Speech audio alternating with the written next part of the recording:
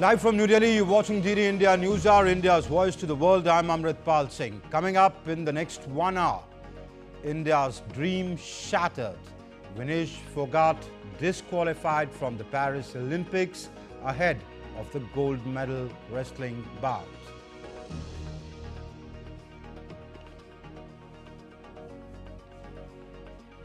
Yahya Sinwar, the mastermind of the October 7 attacks, is the new political leader of the Hamas. Hezbollah continues to fire rockets into Israel. Israeli jets hit back.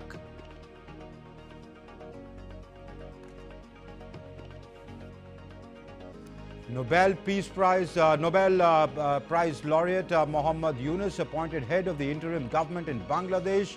Hectic efforts on to form the government. Indian High Commission in Dhaka continues to function normally.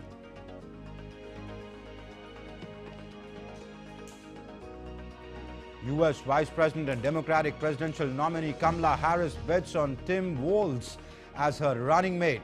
Trump hits out, calls Walz a liberal extremist.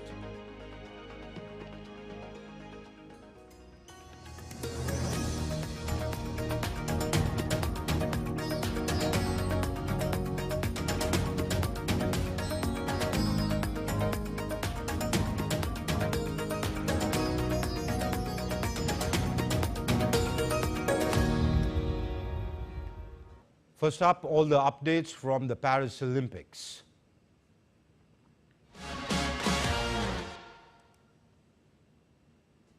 It's not good news for India. In a big blow to India's medal hopes, star wrestler Vinesh Phogat has been disqualified. She was disqualified on Wednesday from the Paris Olympics after she was found overweight ahead of the women's 50-kilogram the category of the final match. Vinesh became the first Indian woman wrestler to reach the gold medal bout in the event on Tuesday. A statement issued by the Indian Olympic contingent said that Phogat had tipped the scales above the 50-kilogram mark and was disqualified. Indian Prime Minister Narendra Modi reacted to the latest development and posted on social media, and I quote, "Vinesh, you are a champion among champions. You are India's pride and an inspiration for each and every Indian. Today's setback hurts. I wish words could express the sense of despair that I'm experiencing. At the same time, I know that you epitomize resilience. It has always been your nature to take challenges head on. Come back stronger. We are all rooting for you." Meanwhile, Prime Minister spoke to the President of the Indian Olympic Association, PT Usha, and sought first-hand information on the issue. He also inquired about the options India has in the wake of Vinesh's setback. He asked her to explore the full range of options to help Vinesh's case. He also urged PT Usha to file a strong protest regarding her disqualification if that helps Vinesh. And it is disappointing, not just for the Prime Minister, though as the head of the country he spoke to PT Usha and expressed his sentiments, but it is something which is, despair for most Indians who were following Vinesh closely. And my colleague Narayan Singh joins us for more on from Paris. Narayan, quite a heartbreak there. Here where I am in the country, the people that I speak to, fellow citizens, huge disappointment here. What are the fans saying in Paris? Is the mood similar there? But definitely, it is one of the most heartbreaking news that for not only here in Paris, but all over India, where more than 1 billion people are expecting medals from Vinesh. She was there in the gold medal bout. The first time a women wrestler was there to be in the finals of a wrestling event at the Olympics. But things were, we can say that, very disappointing, considering the fact that she has been disqualified by the UWW, the United World Wrestling, the world body which governs the competitions of the wrestling in Olympics, every mega events. So we can say that it's not for a fans, for the athlete too, for Vinesh, she had a golden opportunity to create history here. She was dominating all the matches right from the pre-quarterfinals, where she defeated the Japanese opponent, who was unbeaten.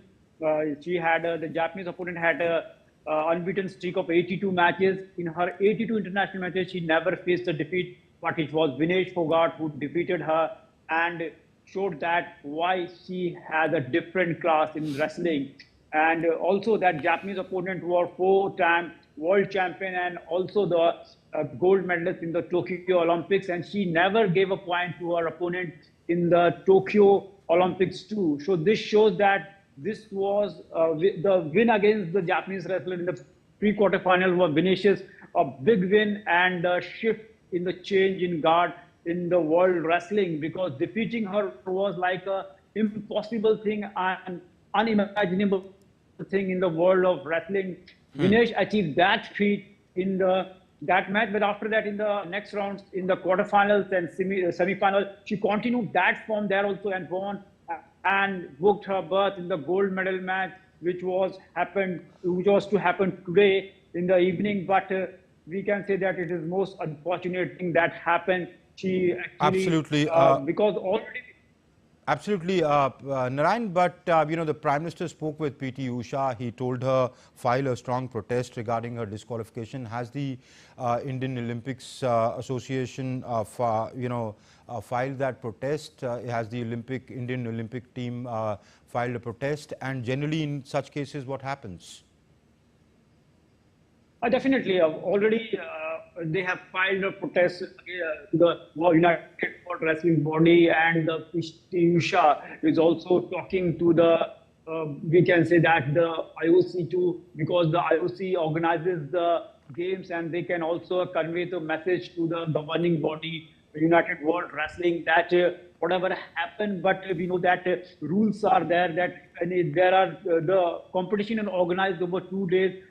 First day where the weight is taken, and if any wrestler is found to exceed the weight in which she or he playing. No, and if Narayan, you are saying that the weight is taken 2 days before the bout, is it? But the bout is tonight. No, the weight is taken 2 days, in the period of 2 days, but just before the fight, when they are entering the pre-quarterfinals, when they are playing their first match. And after that, the wrestlers who won their matches and who are in the repechage and who are in the finals of the tournament, their weight is taken again. And in that, both the weights, before the match and after they are entered in the repechage round or in the finals, their weight is taken again. So both the times, whether it is before the tournament, before their first round match, and after they are entering to the next round, that is finals of the repechage, the weight of the wrestler is taken again. So on both the occasions, that should be optimal weight. Okay. Because the overweight is said to be just a few grams, 100 odd grams. So is there a allowance of some kind of a play in the rules, or is it strictly that it can't be 50.001? If it is so, you'll be disqualified, or is there a play? Is there a chance of a review? Is there any chance of that? If a player and a wrestler is doing it in boxing or in wrestling, if he or she is weighing, we can say that 20 grams, 40 odd grams or 100 odd grams, with a period of around half an hour is given to him or her, so that through the various techniques, by sweating out, she can or he can just bring that weight to the optimal levels. And in that scenario, as you mentioned about the 5 gram, 10 gram, in that period, it can be done. 5 gram, 10 gram, through sweating, through running, whatever the process they have, they can bring the 5 gram, 10 gram, 15 grams to that level within half hour or 40 minutes. But reducing the 150 grams to that level within a span of half an hour, I think it's difficult. And Dinesh tried everything, got dehydrated, and then why she was there in the hospital because of the dehydration too. Okay, so you're saying that she weighed 150 grams over. Is that what you're confirming with us? Okay. Yeah. And then you're also confirming that she was given that opportunity to reduce that, but that did not come down within that half-hour period. Definitely, it is the chance given to The the chance every given. wrestler Okay. in the contact sports, but bringing within a half hour 150 grams 150 down grams, is not possible. Okay, now not you say possible. Vinesh got dehydrated. She had to be taken to the hospital. How's her condition now? Has anybody amongst you, the sports journalist covering it there, been able to speak to either her or her team members? Definitely, we inquired about her health regarding the chef de mission Gagan Narang.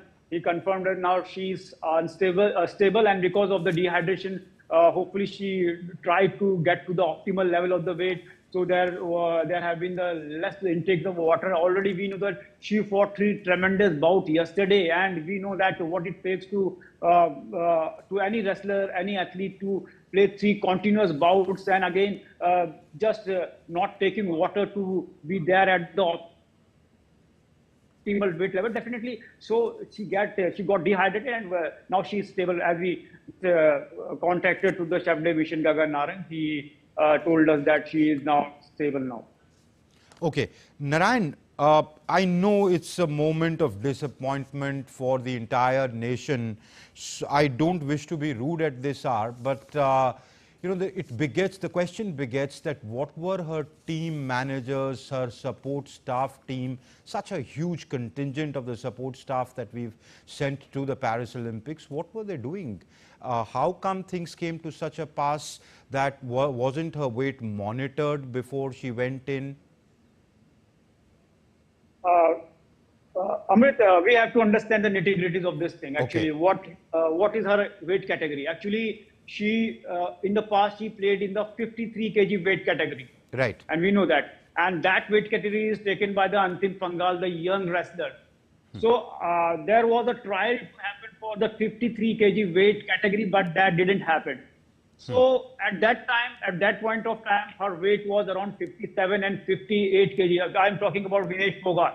And if she would have preferred for the 58, 59, or she would have played in the 60 kg, then she would have faced stronger opponents in the Olympics. Definitely, it was a Herculean task for her, or a wrestler who is playing at the 53 kg category, and suddenly she goes to the 16 kg or 58 kg. It's very difficult. So she opted for a different option here.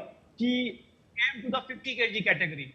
And we know that her natural weight, body weight is around 58 kg, and shedding that 8 kilograms to 50, it's a Herculean task for any athlete, considering Right. the fact that her natural body weight is 58 kg category, and she is playing in 50. And if you talk about maintaining that 50 kg weight after playing 3 tremendous bouts, she must have taken something, some food, some water, and you know that if 150 grams is nothing. However, if you take a food, any person taking a small meal, his weight grows by 250 grams. So we can say that it was at that point of time, the emotions were very high. We know that she created history by defeating a boxer. Nobody could have imagined that the Vinesh could beat her. A world #1 boxer, 4-time world champion, who had an unbeaten streak of 82 matches. Can you imagine how big was that occasion? Okay. Narayan, just stay on. The President of India has just tweeted. You stay on for a moment. I'll come back to you. If I can have the tweet of the President of India, who is currently on a 3-nation tour abroad. She says, President Draupadi Murmu says, Vinesh Phogat's extraordinary feats at the Paris Olympics have thrilled every Indian and done the country proud. While we all share her disappointment at the disqualification, she remains a champion in the hearts of 1.4 billion people. Vinesh embodies the true, indefatigable spirit of Indian women, and her epic fortitude and resilience are already inspiring future world champions from India. I wish her many laurels in the future. So this is what President of India, Draupadi Murmu, has tweeted, saying that she remains a champion for it, almost echoing the Prime Minister's sentiment. It's a sentiment which is shared across the nation today. The nation, of course, is disappointed, but these kind of things, what do? You have to deal with them with fortitude. Okay, so Narayan, we were getting into the nitty-gritties of it. In hindsight, given her body mass, given her natural body weight, was it a good decision to go into and compete in the 50 kilogram category? I know all this is wisdom at hindsight. I add that caveat, but you know, just for to analyze this, was it a good decision? Amrit, as you mentioned that already that she was playing in the 53 kg category, which was already Antim Pangal was playing that. And if she would have increased her weight, definitely it was going to be a more tougher task for Vinesh, because in the next weight category, definitely she would have got very strong contenders. She was already playing in the 53 kg category. So we can say that these are the part and parcel of the game. Sometimes it happens, but her decision to be there in the 50 kg category, we can say that it was good. The way she defeated the world #1 and the Olympic champion and the 4-time world wrestling champion. But this unfortunate incident happened. We can say that here, we can say that cautious the whole team could be there if it's all about the 150 grams. If there were more, I can say that some were aware of the situation, because it was a big day for the Vinesh yesterday. The campaign she started at the wrestling arena, nobody would have imagined there was a full enthusiasm in the Indian camp. And already I mentioned that playing the 3 bouts, we know that how much it takes to a player. Right. In that case, even she is taking a bit of water, half liter of water, definitely it has increased her weight. So we can't blame her. Okay, all right. Narayan, stay on. I'm joined also by Rakesh Rao, senior sports journalist. Rakesh, let me ask you the same question that I was asking my colleague Narayan. Her natural body weight, she used to play in the 53 kilogram category. In hindsight, was it a good decision for her to go into the 50 kilogram category and play there? Well, it was a very thought out call, and that was a good one, I thought, because if you have already had the experience of a higher weight category, everybody would like to reduce and fight against somebody who's not used to a higher, kind of a higher weight, like opponents. But here, with the advantage of hindsight, of course, we can just go and analyze it. But I would still say that it was a very wise call. And we are talking about all this for the simple reason because she couldn't reduce, another 100, 150 grams. No, but then the risk remains. Let me tell you. But Rakesh, no. It wasn't the risk part of it. I think we need to understand this. I think most of us are becoming very emotional about it. Okay. Let's keep the emotions out of it. Let's look at the facts. The facts stand that look, if you have a 2-day event. This was the first time in Olympics where every wrestling bout, every weight category, you had the final on the following day. That means it started on day 1, it ended on day 2. Here, as a result of that, you had 2 weigh-ins. One is of a 1R1, which is on day 1. And after that, when she confirmed to the weight that, okay, she had that, that 50 kg, she was allowed to take part like any other. And then she took part in 3. Now that means she was not weighed in. And if once the weigh-in is done before the first bout, then you are not weighed in again for the next or the third bout.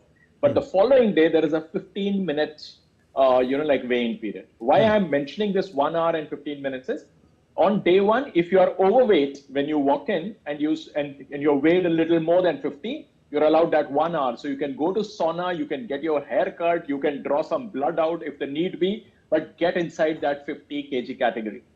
The same thing is you are also allowed to do the following day, but you have only 15 minutes to do so. So once it was clear last evening that she had almost gained 2 kgs, let's be fair to her, she must have gone in for the weigh-in, the first weigh-in yesterday morning, without much intake. There she had to fight 3 bouts. Obviously, she must have taken, energy bars and whatever, all the protein, intakes.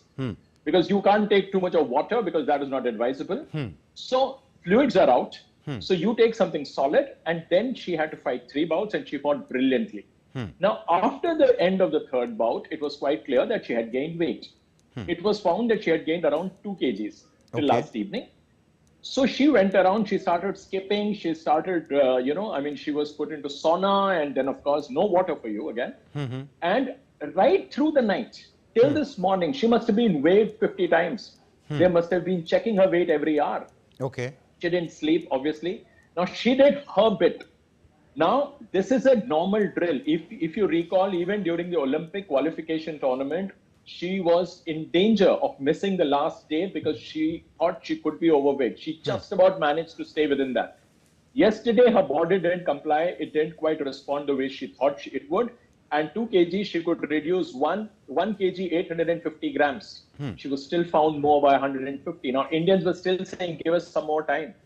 See, rules are not logical. Me and you can become emotional. Rules are not emotional. I mean, you can't weigh them, you can't question them. Yeah, so the moment you say 150 is more, the matter ends there. You can go on appealing. You can take it up firmly. You can find fault with the system. I but buy then that. if you're Antim Pangal, yeah. I buy that, Rakesh. I am not even getting emotional here. I'm just trying to understand as a layman. I'm not a sports journalist or a sports anchor. I'm just trying to understand from somebody who's covered sports for a very long time and who understands these issues much more than I do. Why I asked that question, was it a wise decision that when you are right at the brink of it, now these things happen, you take, your body doesn't respond. Is it worth the risk? Wouldn't it be better, looking at it in hindsight, play in a higher category? There the challenge is more. You look at the prospects of winning more than anything else. Here, it was very clear that the moment you reduce, see, Vijendra tried to do that. He realized he couldn't. Then he went to the higher weight category by adding to his weight. If you see his career, he started with one consistently, but he finished one category higher. That is because you think that you have become stronger, your poundage is superior, and you can take on, like all those new guys, because these guys in your weight category, they know your style, and you are no longer beating them. So you try to do that. So there is a lot of these ways and means of doing it. The bottom line again is to win. So when you come down a weight category, obviously you are more skilled and you have the strength with you, although the weight shown is reduced. Because what you do here is, as I said, that you need to ensure that during the weigh-in, you are under that weight. Oh, okay. Because when you go in, once on the mat, you are definitely 1 kg or 1.5 kgs more because you have had your intake. Right. And between bouts also, you take these energy bars and all, which add to your weight. So this is a process which every wrestler knows, every coach knows, every dietitian knows. Yesterday, for some reason, it didn't quite work. The body didn't respond, as I said. This is all because we are getting all second-hand information here.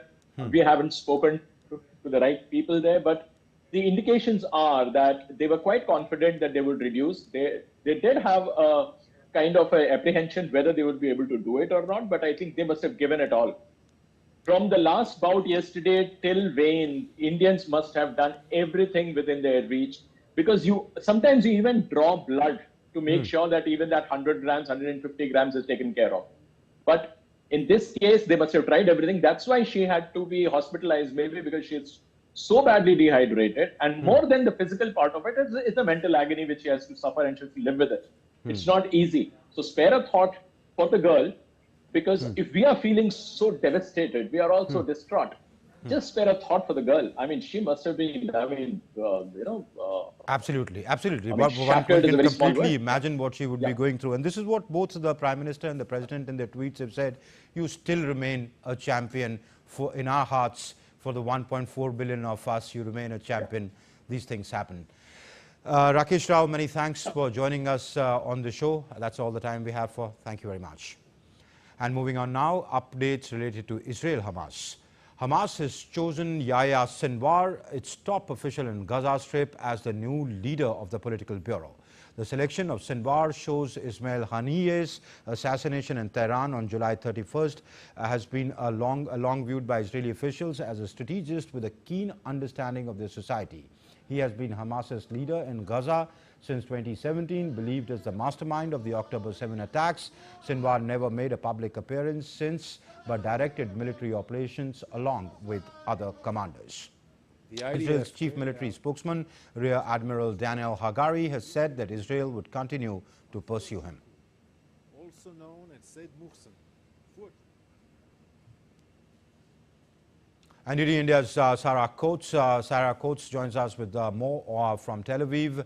Hi, Sarah. What reaction are you hearing on the appointment of Sinwar?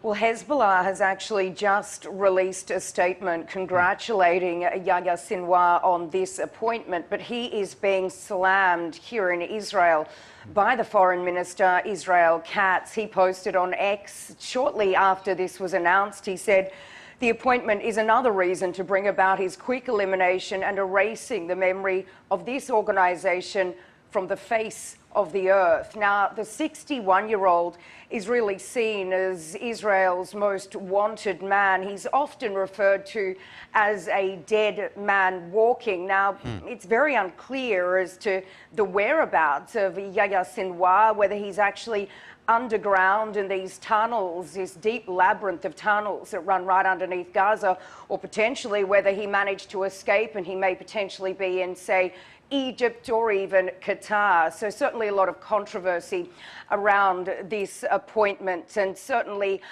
he can be expected to be continued to be hunted by the Israeli military. Now, separately, with regards to these operations in the Gaza Strip, the IDF has just issued a fresh evacuation order, that is for residents of Beit Hanun in the northern part of the Gaza Strip. And this, of course, is after a barrage of rockets were fired from the Strip late yesterday into southern communities like Ashkelon, targeting civilian areas there. So certainly fighting is still going on in Gaza.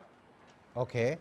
And, Ismail Haniyeh, Sarah, was based out of Doha. He had the advantage of politically connecting with Qatar, with Iran, where he finally was killed. But if Yahya Sinwar is inside the Strip, how would he, connect with people outside? And that's more than inside the Strip. He needs support from outside to take his military campaign forward. Well, that's the question, isn't it? No one knows where Yahya Sinwar is, potentially not even some of his inner circle. So this would obviously be very, very difficult connecting with the outside world. But as I did mention, his whereabouts are unknown. So certainly seen as a more controversial figure than Ismail Haniyeh was, especially here in Israel. So really all of this is yet to be seen. All right, Sarah Coates, we'll leave it there. Thank you very much for giving us that update from Tel Aviv. And, well, still to come on DD India News Hour, police are preparing for more possible riots across England, with reports that at least 30 protests could be planned for Wednesday. Questions are being raised on Germany's entry into UN monitoring force. Stay tuned to know what is the role of this force.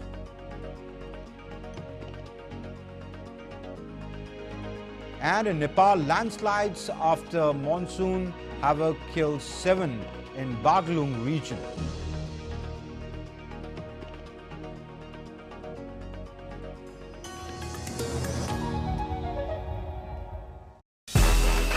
This summer, the world turns its eyes to Paris, and DD India brings you every heartbeat, every victory, and every story. Introducing our special coverage of the Paris Olympics. Experience the passion, the drama, and the triumphs. With exclusive reports, expert analysis, and up-to-the-minute updates. Join us as we bring the spirit of the Olympics to your screens. Get ready for the ultimate sporting extravaganza on DD India. DD India presents Champions Day Paris. Only on DD India. Every day at 6:30 p.m. IST, 1 p.m. GMT.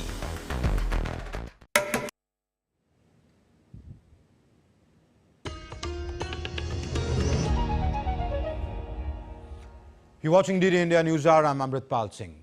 Well, let's take a look at the headlines once again. India's dream shattered. Vinesh Phogat disqualified from the Paris Olympics ahead of the gold medal wrestling bout.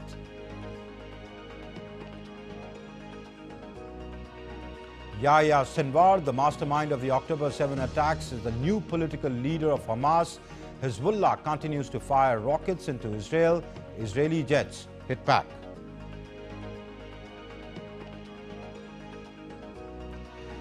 Nobel Peace Prize laureate Mohammad Yunus appointed head of the interim government in Bangladesh. Hectic efforts on to form the government.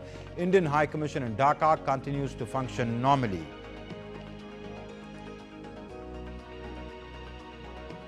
US Vice President and Democratic presidential nominee Kamala Harris bets on Tim Walz as the running mate.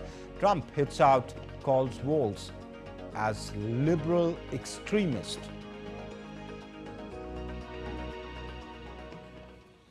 In Bangladesh, after a major reshuffle in the top level of the army on Tuesday, new authorities have reconstituted the police force of the country on Wednesday. The new regime replaced Additional Inspector General of Police Mohammad Haroon Rashid as the Director General of the Rapid Action Battalion, with AKM Shahidur Rahman and Mohammad Manul Hassan has been appointed as the new Commissioner of Dhaka Metropolitan Police. On Tuesday night, a meeting was held at the Banga Bhavan between President Mohammad Shahabuddin, three chiefs of the armed forces and coordinators of the anti-discrimination students movement, and they decided to make the Nobel laureate Mohammad Yunus as the head of the interim government. Besides this, the Bangladesh Nationalist Party, or the BNP, has announced to hold a rally in front of the Nyayapaltan Central Office on Wednesday.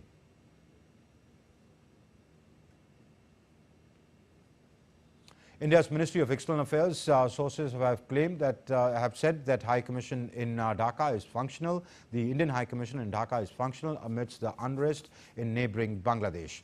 The sources further stated that the essential staff, including the families, have returned, but through a commercial flight. But the diplomats remain in the High Commission.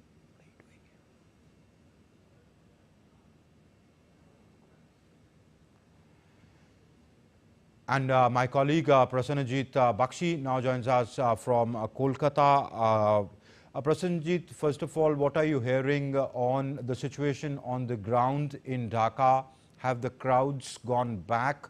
Are the streets, is there some sense of normalcy returning? Look, Amritpal, you have covered so many international events and so many international unrest.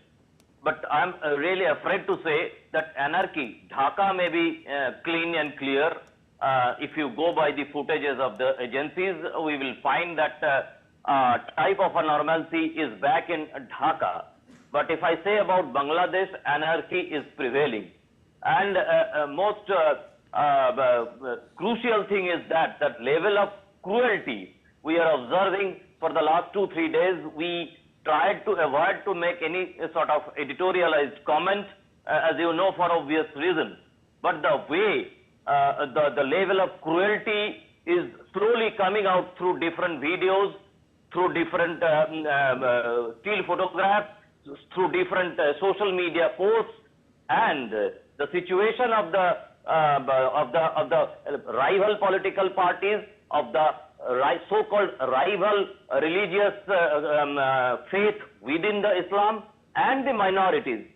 That is really something, Amritpal. I must say one thing here, that you know that the Bangladeshi writer staying in exile, Taslima Nasrin, only on yesterday she has expressed a fear that she has said that the type of cruelty I am observing back in our home, that relates to somewhere ISIS was what has happened in Syria a few years back. So that is the thing. Now the challenge is before the Bangladesh, that they must recreate the faith among the citizens of their country and among the other countries, that the footages, the still photographs, whatever are coming, that was really, I must say, that gruesome, and I think you would not be able to fathom all those footages and still photographs, and all those crying videos of the families who are attacked in the night, of the Hindus who are attacked in the night, the priests staying in the mandirs or in the pagoda or in the churches who are staying in the night. They are crying for help, and they are claiming, and they are, they are complaining that no army, no other law enforcement agencies are coming forward to help them to save their lives. Amritpal. Yes, that remains a priority. That should be the priority for General Waqar at this point in time, Prasanajit, and also as the External Affairs Minister, India's External Affairs Minister yesterday said in Parliament that continues to remain a concern for India, and they shall be following. Yes, you want to come in, please? One more thing I must say, that the type of anarchy, to explain the type of anarchy, the thing is that if you have any question, that's a different thing. I just add two things. The way they are desanctifying Mujibur Rahman, they have to decide, the country has to decide that what will happen in future about their past history related to Mujibur Rahman, who is their father of the...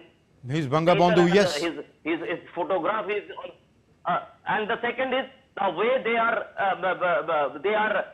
what should I say, they are attacking Rabindranath Tagore, who is the writer of their national anthem. I don't know what will happen. Okay. Amritpal. Yes, so the situation remains grim. Very quickly, do you have information on what is happening on the interim government formation now that Mohammed Yunus has been announced as somebody who will head the government?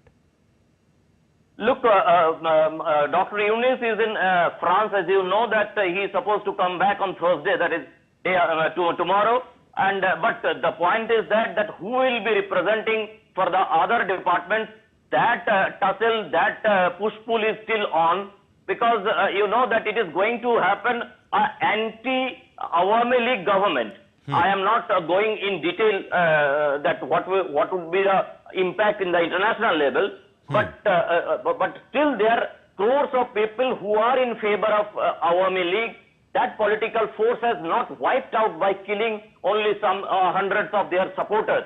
So that political party is there. So whether that will be represented in the interim government, the others who will be representing the interim government, who will be given the responsibilities of what department.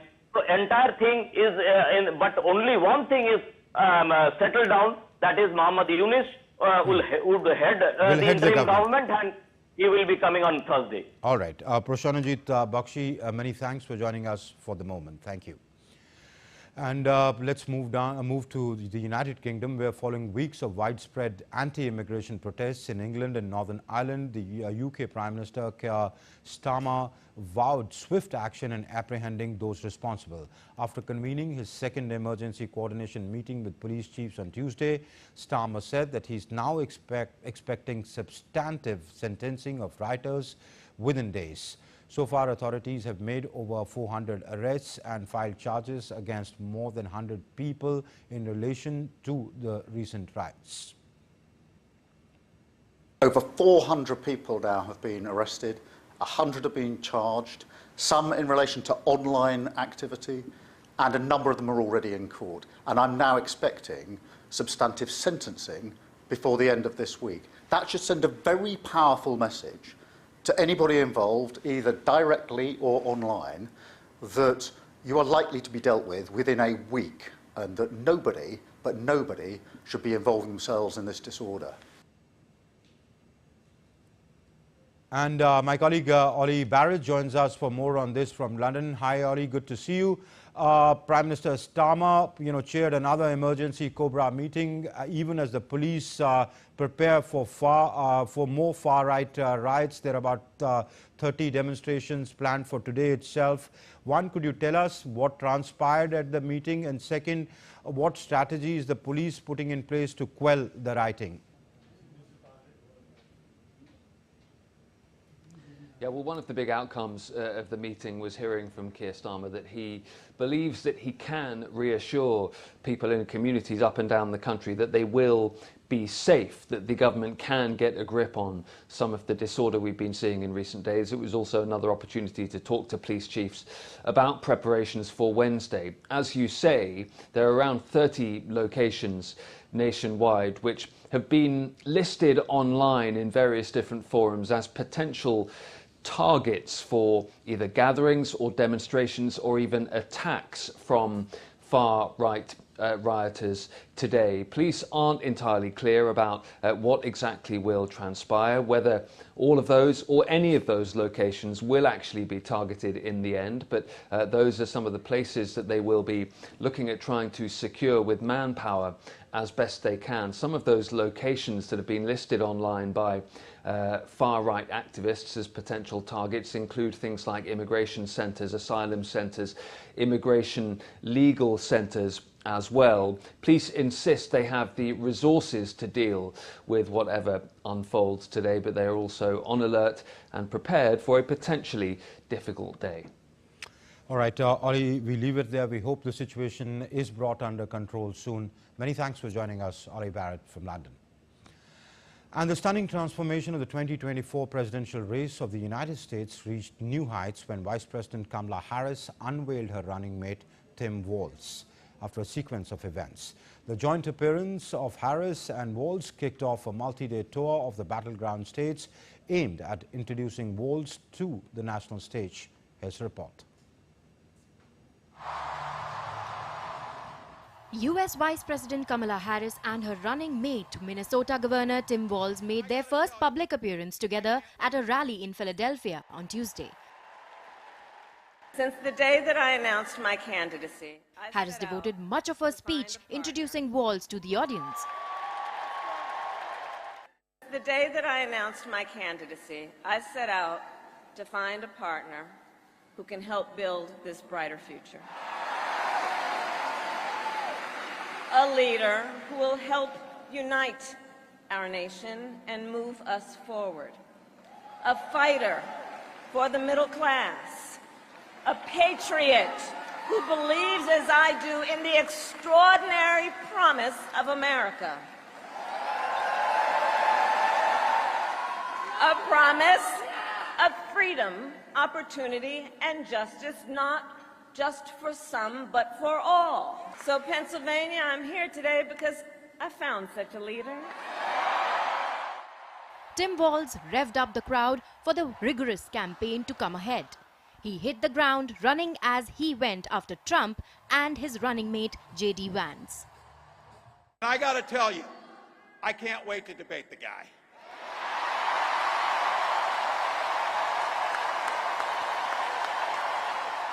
I got to tell you, pointing out just an observation of mine that I made. I just have to say it. You know it, you feel it. These guys are creepy and, yes, just weird as hell. That's what you see. That's what you see.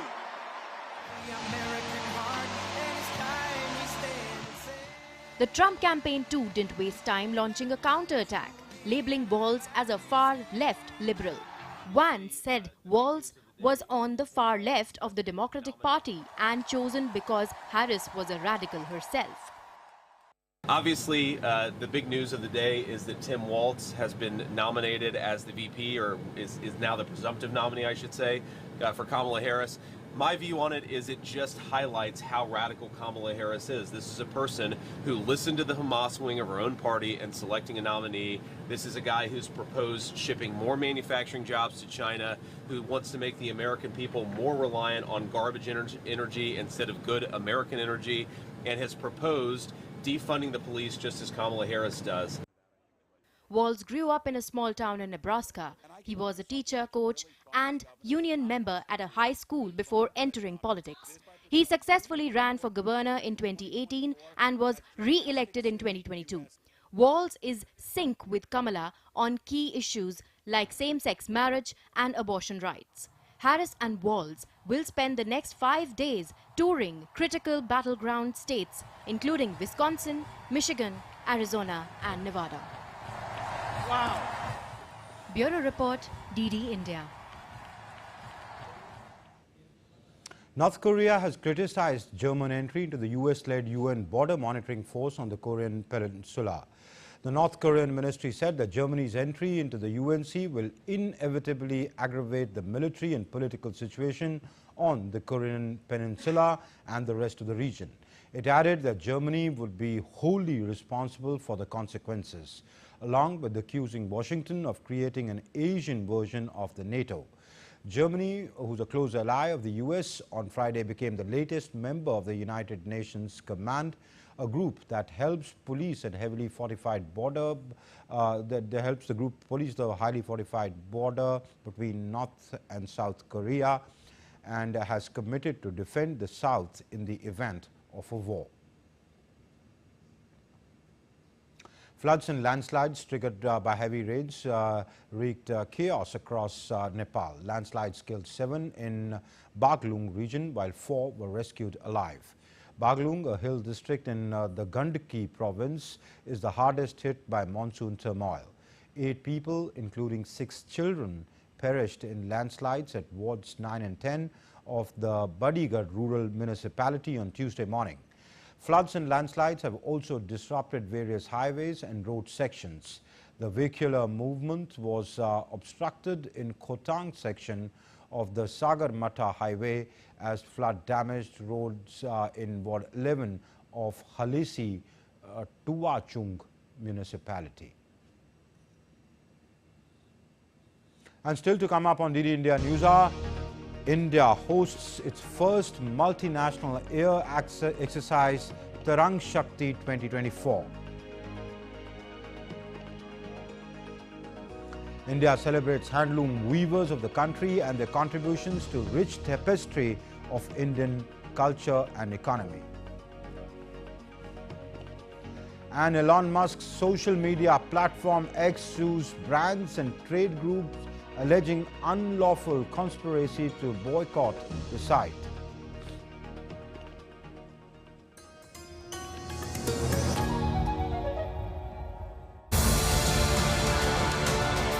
This week on Defense Dynamics, we will decode the most powerful and advanced artillery gun systems, and we'll tell you why India's artillery is world's one of the very best. Designed to strike fear into the hearts of the enemy, India's artillery guns are unparalleled in accuracy and devastating firepower. These Indian systems have redefined the battlefield. This is India's artillery gun system, where strength meets strategy and victory is forged in steel. Watch all exclusive behind-the-scene footage of this amazing piece of artillery technology on DD India this Wednesday at 8:30 p.m. IST.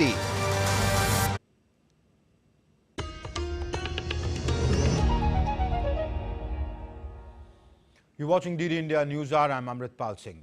India's Minister of Commerce and Industry Piyush Goyal has suggested that BIMSTEC nations might benefit more from initiating preferential trade agreements rather than committing immediately to the comprehensive free trade agreements. Speaking at the BIMSTEC Business Summit, Goyal stressed that the need to reassess the ongoing FTA negotiations that have already spanned 22 rounds. Goyal highlighted concerns about potential delays stemming from non-tariff barriers and urged business leaders to provide feedback on the practicality and advantages of pursuing an FTA with BIMSTEC nations. He proposed that a more pragmatic approach could involve starting with the PTA as the preliminary measure to facilitate trade relations. I think the relations that all 7 countries share with each other make us a right candidate to strengthen our supply chains, intersect each other. We could look at payment in local currencies within this region, within the currencies of each other within the region, and see if we can balance out the trade between different countries. And we can possibly net off within the 7 countries of the region and expand our trade with each other, even within the existing possibilities, so that can become the base or a strength going forward to culminate into a free trade agreement.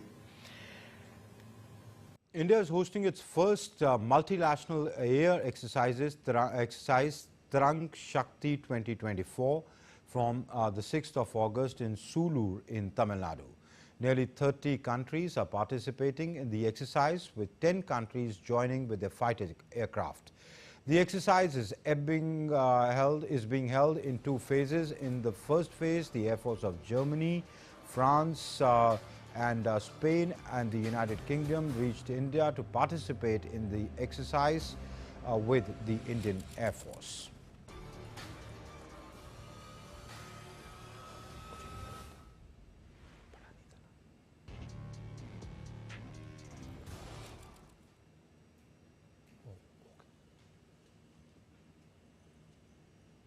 On the 7th of August, India celebrates the National Handloom Day, a day dedicated to honoring the handloom weavers of the country and their contributions to the rich tapestry of Indian culture and economy.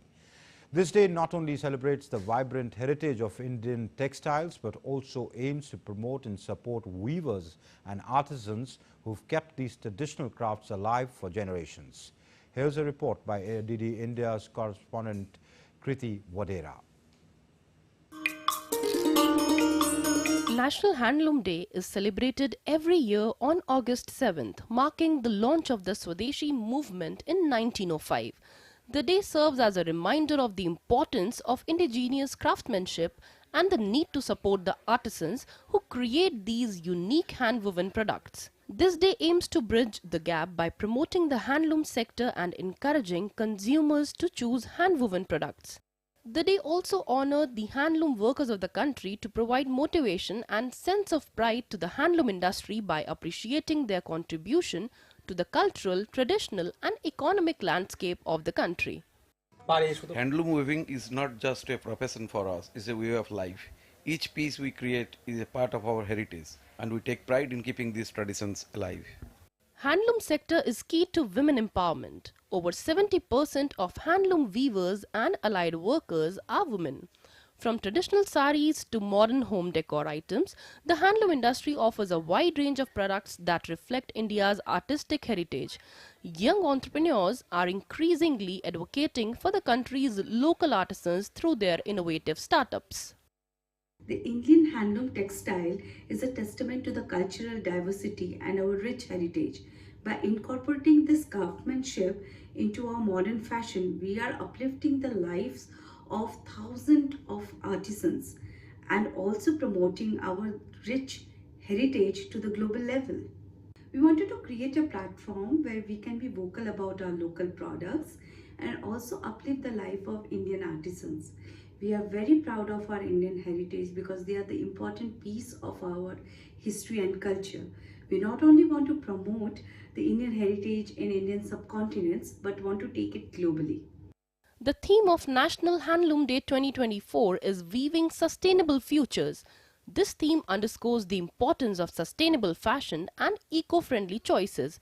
It encourages individuals to adopt handloom products, which are often made from natural fibers and dyes, and to support the artisans who create these beautiful and unique items. By choosing handloom, we contribute to environmental conservation and the preservation of traditional crafts. Kriti Vadhera's report for DD India.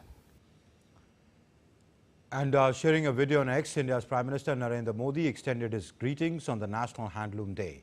He wrote, and I quote, "We take immense pride in the rich heritage and vibrant tradition of handlooms across our nation.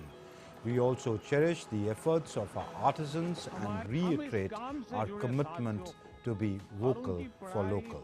Unquote.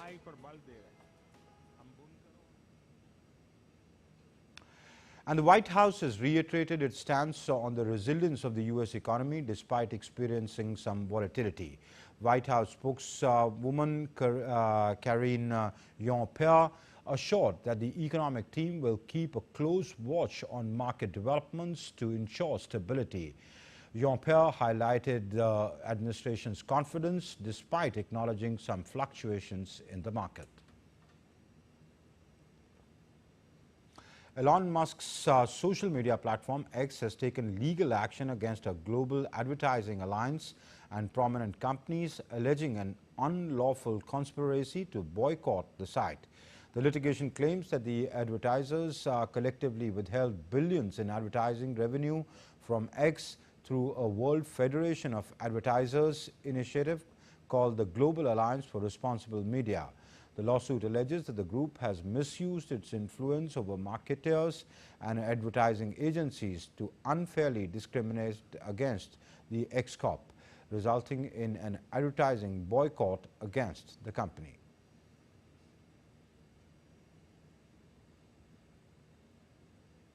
That's it then in this edition of DD India News Hour. Do let us know your thoughts on the news of the day.